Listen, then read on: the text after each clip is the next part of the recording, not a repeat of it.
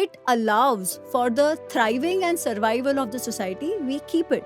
If at certain points that practice actually hinders the survival and thriving and prosperity of the society, we drop it. Is it not the right part for people to read about it first, and especially reading the right version of it? No, I think we've just become lazy. I think we all love to give opinions. It is not always about right or wrong. It's about the reality of life, that the sankats are there and we will have to navigate through it. These texts provide us a guidance to navigate through those sankats. Case studies से क्या होता है?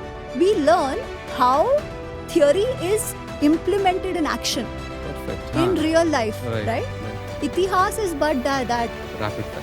One city you would like to visit. One character you like in Mahabharata. So one character heavily misrepresented in Mahabharata. One book you recommend everyone should read. Ramayana or Mahabharata? When is your next book coming? A lot of people say, Bhishma was killed badly, Karna was killed badly. Itihas is not just any story. As I said, Itihas has a purpose of teaching us lessons for life. Krishna says, Vah, Dishtya, Smarasi iha dharma. Now you are remembering dharma, huh? Very nice, very nice. And then he says, where was your dharma? Kvate dharmagata, when you were trying to burn Pandavas and Kunti in that Lakshagraha. Where was your dharma when Draupadi was violated and humiliated? Dharma eva hato hanti, dharmo rakshati rakshitaha.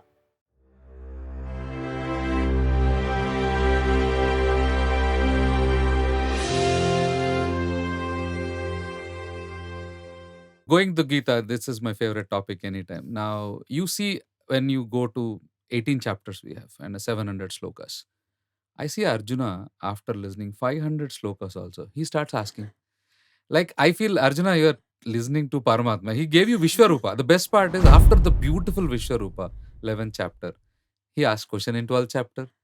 Like, what are you, Arjuna? Like, you're seeing, you saw the Vishwarupa and you're asking the question. Is it allowed? Like, what was he? Was he like, was he arrogant to ask questions, or is it okay to ask questions? In his mind, initially, he's speaking to his friend who he looks at as a guide, his mentor, right? That is why first he's telling him as well. That is why he chose Krishna over his Narayani Sena. He had a choice, right? Right. Already Yudhishthir had lesser number of And you choose one soldiers. Akshani out. Exactly. You let that go. Why? Because he trusted Krishna. But how? As a friend, as a guide. That is why in the 4th chapter, when Krishna says that I had told this yoga to Vivaswan and all of that, and he's like, "Arey, but you are born now. How did you tell him then, right?" So you realize even there, Arjun is not looking at Krishna as a Vishwarupa Krishna. Right. He's thinking of him as a friend. Okay. And I think Arjun is asking the questions on our behalf.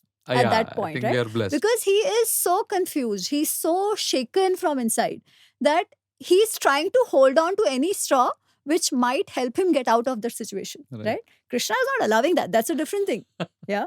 So Krishna keeps on explaining. And the beauty of it is, even after Vishwarup, when Arjun asks the question again that, oh, should I pray to Nirakar or Sakar, right? Exactly. Because some people say Nirakar is good, some say Sakar is good. You've shown me this Vishwarupa, now how do I make sense of it, right?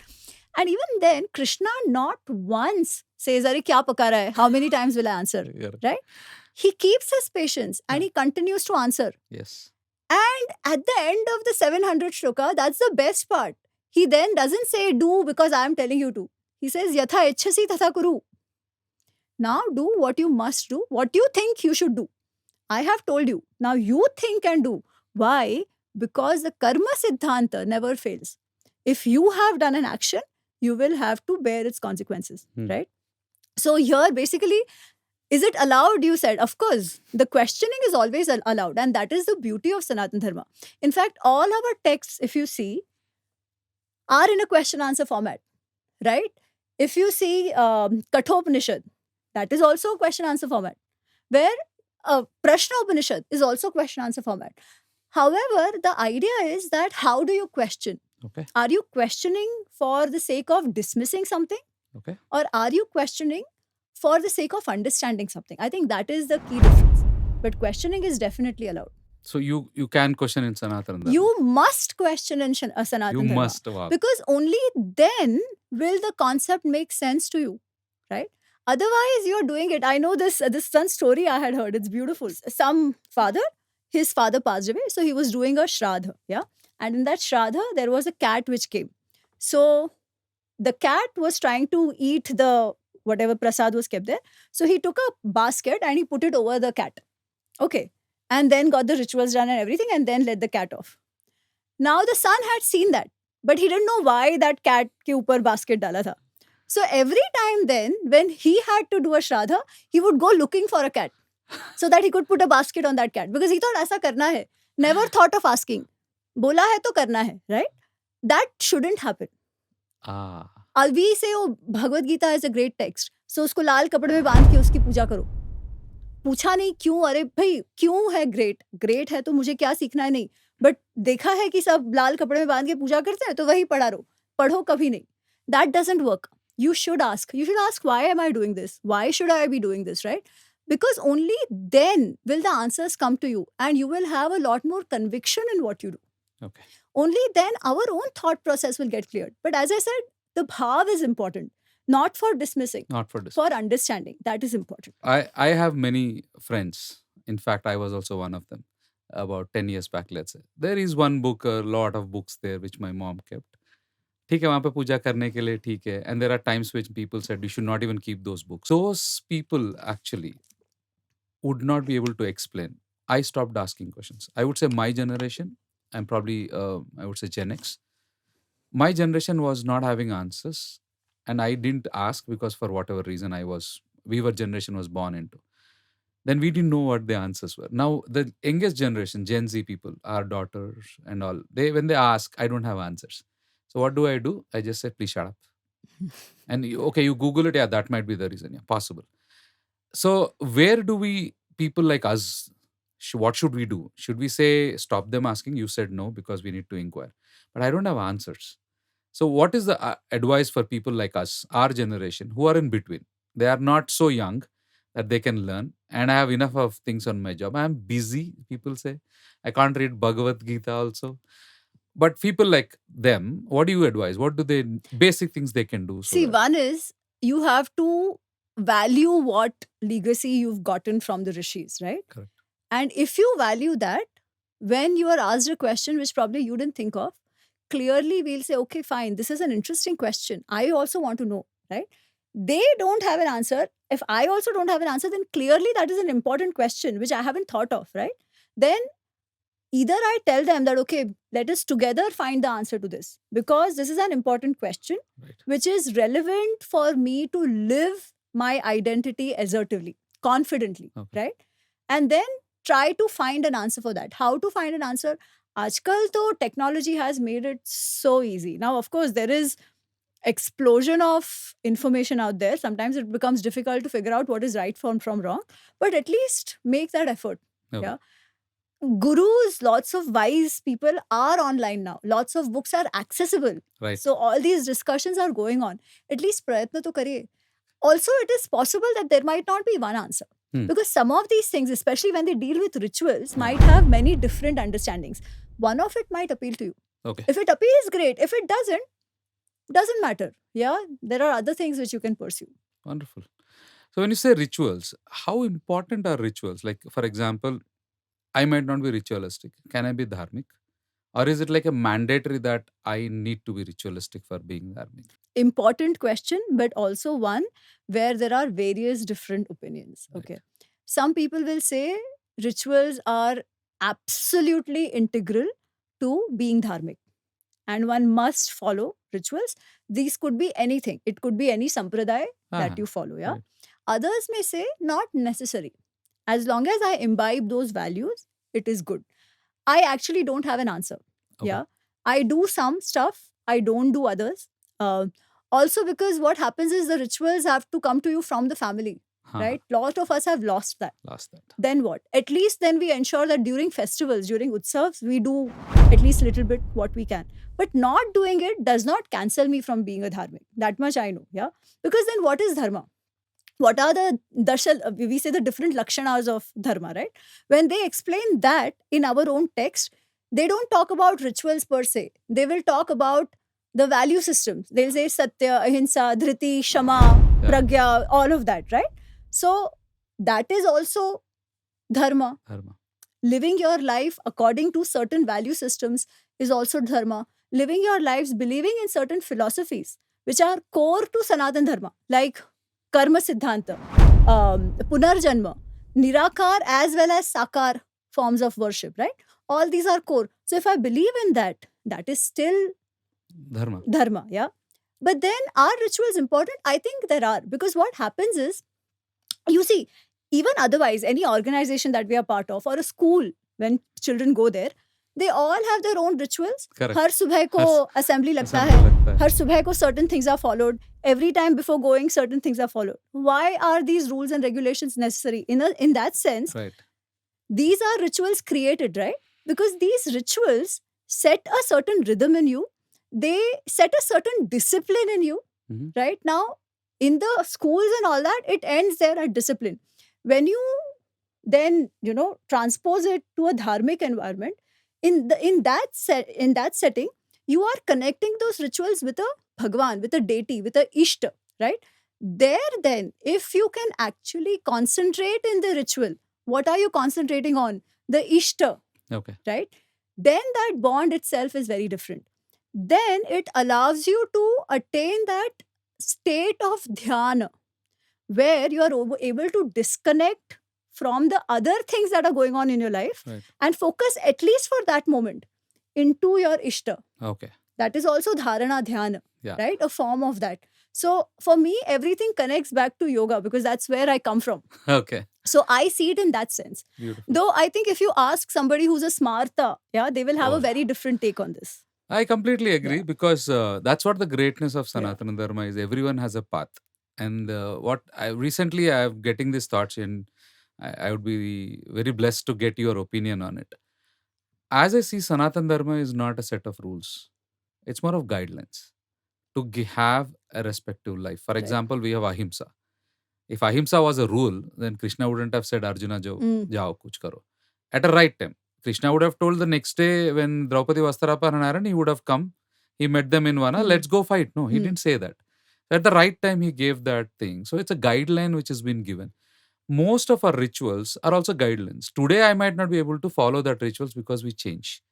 And that's what a lot of people say, that happened that time, in this happened that time. We are saying, okay, we change. We accept Correct. change. So I feel it is more of guidelines which are given like 1, 2, 3, 4. These are the consequences you get it. If you are okay, please follow. If you're not okay, you'll find those Yeah. consequences. Are you good? Absolutely. I think Absolutely. I think even in this, right, there is something called as samayachara, exactly. which is basically how I see rituals. According to your time, Yeah. desh, kala, Time and avastha, space is, yeah. your rituals and everything will Will change. change. However, the value systems is more Sanatan, are Sanatan. more eternal. Eternal. Now, I want to take a minute to speak about the ahimsa Huh. thing, right? Because I think we tend to, or rather, the way this word has been misused Right. is completely deluding people. Huh. When we say ahimsa and we say non-violence, right? Now, non-violence is, yes, not killing anybody. All that is correct, right? But non-violence is a dharma lakshan. We shouldn't forget that. Right. So non-violence is along with dharma, not in isolation of it. Huh. Now, what is dharma? Dharma is that which sustains and upholds, right? Right. So, dharma is required for the continuation, thriving, and surviving of a system. Now, let's take an example there. If in such a system, there is an element which is trying to disrupt that system, which is trying to disrupt the sustenance, then what does dharmic value require you to do? It requires you to eliminate that element which is trying to disrupt the harmony of the system, Right. right? So when you eliminate it, are you committing hinsa or ahimsa? And by not eliminating it, are you committing hinsa or ahimsa? For example, terrorist, yeah? Ajkal there is a fashion that the terrorist might have killed like thousands of people. But if he is being hanged, we have our so-called humanities walas who will go and scream ki bhai chhod do, ahimsa, ahimsa. Arey Baba, he killed so many people. If you allow him to live, many others would be encouraged, right? Basically, you are encouraging terrorism in the society. So by not killing him, aren't you committing violence on the society? It is not ahimsa, it is hinsa on the society. So where do you, when you say ahimsa, hinsa, it is in respect to what is what we have to see, and that is in respect to dharma. So by not giving punishment to this person who's committed a crime, You're doing a you are himsa. not doing non-violence, you are doing violence, right? Yeah. So that nuance has to be very, very well understood, that what are virtues and what are vices Huh. in relation to dharma. Yeah. So it's always on a particular time and space context. Exactly. So killing, one word might not make any sense. So killing for a person who is killing others might be a non-violence. Exactly. Now, of course, ahimsa, ahimsa paramo dharma. That is correct, right? Because if people start killing each other for anything and everything, मुझे आपसे गुस्सा आ गया, मैंने मार दिया, then the Doesn't- society is not going to sustain. Yeah. Obviously, right? That's It's like the Matsya Nyaya, the bully will have his way. Yeah. So obviously, ahimsa is important, and we all have to follow ahimsa. Correct. But when somebody is doing hinsa on the society, you can't be doing bhajan of ahimsa, right? Because that is hinsa on the society. Yeah. That himsa. clarity we need to have. In fact, there is this beautiful episode in Ramayana Mhm. which comes when Sri Ram is 16 years old. Okay. And Vishwamitra ji takes him to Right. for protecting his yagna. Hmm. Before reaching that Siddhashram for the yagna, they reach Tadka Van. Okay. ठीक है? Tadka Van is basically that forest which was once upon a time two bustling cities of Ha, ha. Kurush and Malad, yeah? Okay. But they were destroyed by this Tataki. Tadka, yeah? Hmm. And when they reach there, Vishwamitra tells Ram that you need to kill Tadka. Now, the scriptures say women cannot be killed. Stree is aghanya, Hmm. right? Guy is aghanya, stree is aghanya. So Sri Ram is like, Arey baap re, how can I kill a lady? Paap lagega. I shouldn't be killing a lady.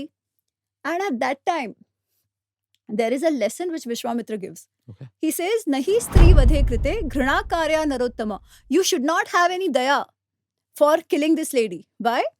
Chaturvarna hitarthaya kartavya rajasunana. For the sake of all the communities, Chaturvarna, everybody in your kingdom, for your citizens, for the benefit of your citizens, you must do what you need to do. Then he says, Nrushasam anrushasam va, prajarakshana karanat, apatakam va sadosham va, kartavya rakshata sada. Nrushasam anrushasam, it might be good or bad, ahimsa, ahimsa, yeah? It might be good or it might be cruel. If it might be patakam, it could lead to liberation or it could lead to downfall. Anything, that particular action. But if it is required for your praja rakshan, for the sake of your praja, if you need to do that, you must do that. Rajya bhara niyuktanam eshaha dharma sanatanaha. He says that people, the kings who have been given the responsibility of a kingdom, must do whatever they need to do for the sake of their praja. And then he says, Adharmyam jahi kakustha dharmo hi asyam na vidyate. This lady, Tadka, there is no dharma in her. Kill that adharmi, he says. This is the lesson. So what is Vishwamitra saying? Exactly this, right? Yeah. That dharma is important. Yeah. And to uphold the dharma is the role of the Raja. Right. And whatever is required to do that must be done. I think this is where most of us get confused of stagnant rules, which says this is how it is, right? But when you actually turn down and see, many of the times, most of them have learnt and grew because of that. Like the story of Karna, which we say, the favorite. A lot of people say, oh, Bhishma was killed badly, Karna was killed badly. Coming back to our favorite Mahabharata, like Vishwamitra, if he was there, he would have said the same thing what Krishna told to Arjuna. They have done a lot of adharma to you. Arey, what Vishwamitra? Krishna says that That's what to Karna, Krishna, no? yeah. When Karna's thing is going in and he says, oh, nityam na paripati dharma. So he's basically saying, we take care of dharma. But see, today when I require, I have forgotten my mantra of the astra, Divya Astra, right? My wheel is going down. Basically, even if we take care of dharma, dharma doesn't take care of us. He says that. And he tells Arjun, now you do your dharma. It is not right for you to fight with me when I'm trying to pull my wheel out. Yeah, wheel out. Now, frankly, there was no need for him to pull that wheel out. He could have just stood there and fought, right? Like Arjun had done that so many times. Right. And at that time, when he started talking about dharma, do your dharma, the dharma doesn't protect us and all that, Krishna says, Vah, dishtya smarasi iha dharma. Now you are remembering dharma, huh? Very nice, very nice. And then he says, where was your dharma? Kvate dharmagata, when you were trying to burn Pandavas and Kunti in that Lakshagraha. Where was your dharma when Draupadi was violated and humiliated in the sabha like that? Where was your dharma when Abhimanyu was killed Yeah. just 2 days back? 2 days. The way you killed him, right? Where was your dharma? What dharma are you talking about? Right? So Vishwamitra, no, even Krishna tells him that. Yeah. That you never lived up to dharma, and now you're saying everybody should follow dharma. It doesn't work. Dharma eva hato hanti, dharmo rakshati rakshitah. Beautiful. Beautiful. I think a lot of times we get confused on that part, right? Why we judge right based on our context. The context is not looked at what is happening that point of time. I can sit here in a cushion chair and explain Rama was bad. Correct. Judgment pass judgment karo. Pass करो, misogynist है, बीवी को बेच दिया वहां पे जंगल में बिचारी. I don't know, we have to speak about Uttara Ramayana part, but is it not the right part for people to read about it first, and especially reading the right version of it? But somehow people actually have lost this time to be given to the scriptures, or I would No, say I think yes. we've just become lazy. Ah. I think we all love to give opinions, Mhm. and we think based on little bit what we've read. Now to social media, all information available, right? Yeah. We think that is what it is, and we are free to make our opinions, which is okay. Of course, nobody has to pay anything for making an opinion. Have it, no problem. But then also remember that itihas is not just any story. As I said, itihas has a purpose of teaching us lessons for life. Now, you come from corporate, you are consulting, I'm consulting, we've done our management, right? We have something called as case studies. Hmm. Why do we have case studies? When we have the theory, Yeah. right? Case studies से क्या होता है? We learn how theory is implemented in action Perfect. in Huh. real life, Right. right? Right. Itihas is but that. How are the theories of the do's and don'ts, the shastric principles, the dharmic virtues and vices, how are they implemented in real life? Yeah. What happens when somebody lives in aligned with that? What happens when somebody doesn't live in alignment with that? And also, how does a person live it? It is not so easy. There are different priorities all the time, conflicting priorities. Raj dharma versus pati dharma, pita dharma versus raj dharma. What should you do, right? Because these sankatas are a fact of life. You cannot run away. Right. Both Ramayana and Mahabharata tell us that there is no running away, right? Even Sri Ram and Sri Krishna couldn't get out of it. Aapki kya aukat hai? Yeah. So those dharma sankats will be there.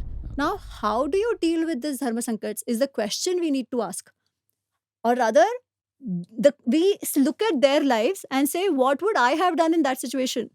They had dharma sankats. If I have such dharma sankats, what would I do? It's very easy to sit and say, ye galat hai, ye sahi hai, right? But many times in life, we are faced with a situation where the options available to us are both suboptimal.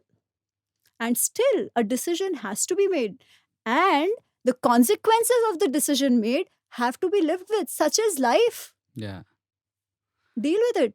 But if you've read your scriptures, you will be able to deal with it better and understand how they lived and hence how you can live. It is not always about right or wrong. It's about the reality of life, that the sankats are there and you will have to navigate through it. These texts provide us a guidance to navigate through those sankats. Beautiful. I think the concept of case study was like this to me. I was like, wow. Because I think that's where when we actually ask people to read itihasa, like story hai re, acha moral thing. It's not moral for me, it's life. It is life. It is life. Because morality, I don't know, I might be going philosophical or whatever, but morality is probably it is good or bad comes in. And again, the time and space goes away. Today, it might not be the right way. If Rama was today, I don't know what he would have done. And that might be the itihasa for No, 5,000 but then we years need later. to ask, what do we expect today of our leaders? If our leader was faced with a personal issue and a national issue, where would we want him to focus? National issue is what we will say. But Rama should not do it because he is treated as God and he can do all. That's where two paths are not allowed for God is what we I don't think people even think that much. Oh, is it? They don't even relate it to his role as a Raja. Oh. I would say if you want to understand it better, read the book. I've tackled it in Ramayana Unraveled. I think I would request everyone to read if they don't have time, the so-called busy, the one word which I don't like somehow. But if they have to, I would request and I'm telling it to people, everybody. Please read Mahabharata Unraveled and Ramayana Unraveled because it will help you to understand what is there in it. Okay? So, Amiji, this is a new section we started recently about rapid fire. Okay, and yeah, these questions are like probably you can say pass also if you don't want Wow, to good. answer. Okay. So let's start. And one word or a sentence, and let's see. One city you would like to visit. Athens. Athens. Uh-huh. One character you like in Mahabharata. Oh, all of them. Just Uh, all of them. I can't pick one. It's just not right. okay. Yeah, it's So, brilliant. so one character heavily misrepresented in Mahabharata. Karn and Draupadi, Both. On other different sides. different side. Okay. If Rama comes in front of you, what is one thing you'll ask to him? Oh my God. I'll go blank. I'll be in tears. What can you ask when the Okay. Deva is in front of you? It's just Anugraha that I can see him, right? May it Wonderful. happen. God bless you. It should happen. Okay. If you have given a chance to live in Satyuga, Treta Yuga, Dwapara Yuga, and Kali Yuga, where will you stay? I love where I am right now, but probably Mahabharata times. You Would can be actually write interesting. Itihasa like Yeah, Vedavyasa. in Hastinapur. Yeah. Wonderful, wonderful. One book you recommend everyone should read. Being different. Hmm, Definitely. Definitely. So, of course, Bhagavad Gita, Yoga Yeah, Sutra, yes. ye sab hai. But I think the thing which Being Different did for me was it got me curious to know about myself. And the way Rajiv Malhotra ji has explained the broad level differences in what it is, what does it mean to be a Bharatiya or a Hindu versus others, it's just brilliant. Beautiful. It's like, oh my God, this is so true. It's like that aha moment that happens every page you read. Okay, we will give that to every of Yeah. Yuva Chetana Bandhu. So, Ramayana or Mahabharata? Both. One. So I'll tell you the story for this. Yeah, it was Mahabharat once upon a time, and that's why I started with Mahabharat. Right. And a lot of people ask me that why Mahabharat, because I used to think Mahabharat is more fun. Yeah, and Ramayana is like okay. Generally, what you see is very simple. So in that sense, Mahabharat, which is true, it's very lots going on there. Dharma, the complexity is immense. Yeah, so of course Mahabharat from that perspective, but if you'd asked me Ramayana Unraveled versus Mahabharata Unraveled, I would say Ramayana Unraveled has been more satisfying in writing because understanding Sri Ram, I think, requires a lot more deeper emotional. It pulls you into that level. It's more emotionally satisfying journey. Shiva or Vishnu? Oh my God! So Shiva and Krishna. Wonderful. So I'll ask you a very, very easy question to end with. India or Bharat? Bharat, all the way. Wonderful. Thank you. Thank you very much. I think those were the fast questions I've asked. Let's come to the concepts which are mostly misrepresented in our dharmic systems. A lot of people, whenever we start with, they actually say your casteism is the reason, you are the reason for casteism. So if you can tell us two very important words also, like a lot of people also ask, you are a religion and all. So if you can tell what are these words coming from, where are these are not English. I'm sure there is no word called kasta where it came from caste in our Sanatana Dharma or Sanskrit. So if you can tell us where this origin happened and how it's different in what we are learning in Itihasas. So, as you very rightly said, the word caste itself comes from casta, which is Portuguese. Yeah, that's how they had seen. That's how their society was divided. For that matter, every ancient medieval society was divided in some sort of profession-related categories. Yeah, and those professions also were very distinct. They all had sort of a priestly education class, they had the warrior class, they had the trader class, and they had the service class. That's how every society is structured. In fact, if you read Plato, he says that the best structure is the Bharatiya, ancient Bharatiya society, where we had the Varna Jati system. Now, I think we don't need to harp too much on the caste versus jati thing, yeah, because at some point, for whatever reason, we did transform into castes. Mhm. But if we just understand the varna jati itself, I think it's important to understand the basic concept of it. There are 4 varnas: Brahmin, Kshatriya, Vaishya, and Shudra. And at one point in time, there was one on one with varnas and jatis. Mhm. Yeah, jati varna were one on one. So same varna, same jati, all that. So 4 varnas, 4 jati. Over time, what happened was a lot of intermingling happened amongst these jatis. Okay. Yeah. So while the varna was still 4, Hmm. more from a guna karma, yeah, the sattvic, rajasic, tamasic, and all of that. But the jatis were way more Okay. because of intermingling. And Ah. this has to be understood because we tend to believe that we were always an endogamous society, which is not true. Yeah. Let me take an episode from Mahabharat. It comes in Nahush Prashna. So it's called Nahush Prashna, where the snake Nahush, he asks Yudhishthir that who is a Brahmin? Hmm. And Yudhishthir lists out some qualities and he says who has ahimsa and tapa, swadhyaya, all of that. He is a Brahmin. And Nahush says, but this could be in anybody. It's not necessary that only a person born in a Brahmin jati has to have that, right? And Yudhishthir says, that's right. Anybody who shows these gunas should be considered a Brahmin in Varna, and who does not show these gunas will not be considered a Brahmin, even if he's born in a Brahmin jati. So Right. now he's differentiating between Varna and jati. Ah. Okay. Okay. So then Nahush asks, so does that mean that born in a jati does not matter at all? Yudhishthir says, at one point it mattered, but there has been so much Varna Sankarta, in the sense that has been so much intermingling, that now it is very difficult to just look at a person born in a jati and ascribe Oh, those Varna. qualities Okay. to him. Yeah. Okay. Now he says that, but does that mean that the rituals prescribed for a Brahmin or Kshatriya jati are open to everybody? No, that's not the case. There are rituals specific to jatis Aha. that were still within the jatis. Yeah. Alright. So it's not as if somebody had the gunas of a Brahmin, he can start teaching the Vedas. No, that's not how it was. Okay. The Vedas were. So again, we have to understand when people say that, oh, Brahmins did all the education, nobody else got the education. There also we have to understand one thing, that yes, by and large, the way the teaching was the prerogative, the adhikar of the Brahmin jati as well.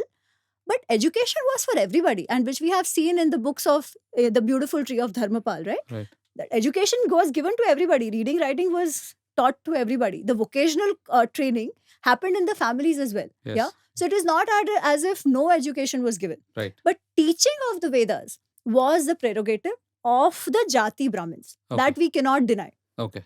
That's how it was. But was it that others did not teach anything, or others did not have access to moksha, or did not have access to spiritual knowledge? No, that's not the case.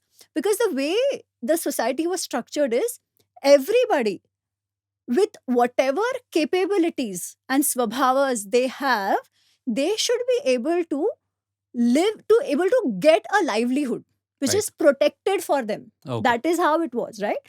So every jati had a certain livelihood given to them, Ah. okay, Okay. Right. which they lived according to their capabilities. Right. And that's how those capabilities were transferred from generation to generation. Now, with the technology advancements and stuff, with the invasions happening, social evolution and everything, lot of things changed. And hence you see that in the medieval period, whatever is the jati, people were across vocations. Yeah. And then when the census, the caste census was done by the Britishers, that's when they were like, oh, these people were supposed to have 4 jatis. Now here, nobody even seems to know where exactly they are falling into, right? So we need to ascribe them 4 jatis. Ah. That's when they started making it more rigid. And people were forced to identify into 4 jatis. Otherwise, if you see kayasthas don't fall anywhere. Okay. And there are many such jatis. You will also see lots of Kshatriya jatis are, especially in Gujarat, Rajasthan, are now into trading and Vaishya roles, all trading roles and Yeah, all yeah. of that, right? So a lot of evolution or changes happened Okay. from that time. Now, the other thing which we need to remember, and this is very important, is that when we say V1 to V4, even in Varnas or say even Jatis, yes, Vedas were for the Brahmins, but the one other thing which is rarely spoken about is the lifestyle choices which became easier along the way.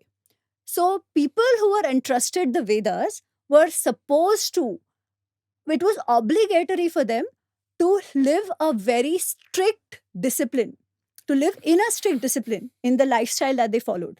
And these rules became easier and easier going forward. Yeah. For Kshatriyas, Vaishyas, Shudras, it was lot freer. Yeah, okay. Now, this is only natural, right? You can't expect everybody in the society to live such strict lifestyles. Right. You need people who can be more hedonistic, who indulge in sensual pleasures, which was denied to the people who were teaching Vedas. Ah, Now, over time, of course, things changed. Yeah, today I don't think even any Brahmin can claim they live that kind of lifestyle. Yeah, rather others might be actually living a more disciplined lifestyle than the Brahmins. yes. So now things have changed, but this is the concept. Okay. That is one. The other point which I wanted to make is people say that V1, V2, V3, V4 means V4 has less money. Correct. Poverty is attributed to a jati. Again, not true. And for that, we have to see the work of this person called, that guy called Adams. What's his name? Who's drawn the map of GDP Oh, for yeah. the 2000 from years, right? 2000 years. Where India, Bharat, was about 30% of the world GDP along with China. Right. And when the invasion started, we dropped to like 15% or so. And after the British invasions, even further down. Correct. So for the longest time, when we had 25%, 30% of the GDP, who had this money? We need to ask. Brahmins were teaching, Yeah. right?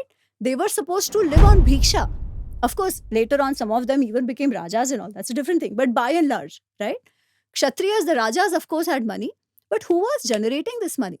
Right. It was the trader class, the Vaishyas, yeah, And service. and the artisans who come in the V4 category, right? So all of them have had money. If you see the Natyas and also written at that time, these V3, V4, or even if you see travelogues of the people, they all had money. But what happened after the invasion started happening and the Britishers came in? They broke the back of our industry. Now, when the back of our industry was broken, who suffered the most? The V3 and the V4, right? Especially the V4, who were the artisans. And today, what we see is the result of the last 300 years. Hence, we need to be very careful that what we see today is not because of our ancient past or our scriptures. It is because of what happened in the last 300, 400 years. And make the right connection, make the right causal effect to that Yeah. rather than going past. Probably if that system had survived, We would have we would have been still a more more prosperous prosperous. Yeah. civilization. I think that was more of a balance between all these four. And I'm sure, I don't know, you can correct me. Is there a hierarchy mentioned anywhere? In some sense, the scriptures do talk about hierarchy. But this hierarchy is in terms of respect. Again, why? Because there is this intense, disciplined lifestyle expectation, Ah, okay. right? So, more disciplined lifestyle you live, the more respect you get. They were not supposed to make a living out of earnings, right? They got bhiksha, they got patronage of the Raja, and still they were supposed to speak the truth, give the right advice, keep teaching, yeah, and live such a strict lifestyle of do's and don'ts, which others didn't have to. So, a person who can live a life of intense indriya nigraha, sensual control, obviously will get more respect because they were sort of the conscious keepers Ah, right. of the society, showing the way of how a person should live a life. Okay. That is why that hierarchy is sort of there. Okay. Yeah. It's not stated, but you automatically give No, that it's sort of respect. there. They'll say, oh, the Brahmin is the best amongst the four. All Ah, that is said. that is there. Yeah, Okay. yeah. Wonderful. So one important question, and the same question we ask every bandhu of our podcast who comes. And bandhu is a word which we use, Amiji, is for, because it Yep. is genderless, it's ageless, it's relationless, but a relation. So every bandhu whom we invite, we ask one very important question. And that's what the concept of dharma speaks podcast is, to understand different perspectives of dharma. Dharma, I would say, fortunately, is not explained one word in English, right? Because it has multiple context and meaning. So we are getting multiple context. So I would like to ask you, what is dharma according to you? As I understand from Mahabharata and Krishna, dharma is the principle of sustainability. And this sustainability basically covers everything, right? Sustainability with the nature, sustainability with the people around you, sustainability with the animals, yeah, sustainability with the larger cosmos. Now, to make that sustainability happen, we have to live in a certain code of conduct. As long as that code of conduct allows sustainability, we keep that. When it starts harming sustainability, we adapt that. That is the sustainability principle, and that is dharma. Beautiful. The word adapt is pretty good said. So, adaptiveness is available in dharma. So, we change. So, dharma is not like unchangeable, it's keep changing and adapting. Dharma has eternal principles. For example, the value systems are eternal. Hmm. But how do you adapt? How do you live them? Right? Will be very time, place, context dependent, and hence understanding the time, place is very, very important. And that is true for any practice that is prescribed in dharma. If it allows for the thriving and survival of the society, we keep it. If at certain points that practice actually hinders the survival and thriving and prosperity of the society, we drop it. Because when dharma is defined, right, Krishna says this because it dharanat dharmityahu, that he says, and he says prabhavarthaya bhutanam, for the prabhava, for the prosperity, growth, and thriving of the all living creatures. That dharma, I am describing dharma to you, he says, yeah. So the sustenance, but not sustenance only survival sustenance. Right. It is growth, evolution, progress. Everything is covered in that. Beautiful. So that's a greatness of Sanatan Dharma, where all the aspects and growth, and who doesn't want growth? Thank you very, very much, Amiji. This is I told you, right? Fanboy moment for me to meet you in person. I've seen so much of your videos and I've read both of your books beautifully and beautifully written there. And I felt like you were talking to me. I felt I was watching a video, but I realized you are in front of me. So thank you very much for coming and great words. And we will look forward to have more of you here. I'm sure this time is not enough for me to ask so many questions my viewers have. But one last question, as I always say, when is your next book coming? So I just finished the manuscript and it's in editing right now. The book will be called Mahabharata Unraveled, Discourses in Dharma. Because in the first part, I covered the katha, the history. Correct. I touched upon Shanti Parva, the teachings of Bhishma to Yudhishthir, Vidur Niti and all of that. But there are many such discourses. Even these two are richer than what I've covered there. So I felt the need that we really need to understand it, especially today when we talk of decoloniality, right? So we remove the Western lens. But then what is our lens? Right? We need to develop, we need to know our lens. And that comes from these discourses. So it'll be a little more academic in nature, but I thought it was important. So the gist of all those discourses will come out in the next book. So I'll be like Arjuna sitting for the discourse to come, Amiji, because I'm sure it'll be the best book because I've started reading Mahabharata, the original version. Wow. 2 volumes itself, it's brilliant. And I'm sure with your capabilities and the books which you have written, I'm sure it'll be a great book. Looking forward to it. Thank you very, very much for coming. May all your blessings be with me. Shri Krishna Arpanamastu. Shamata. Shamata.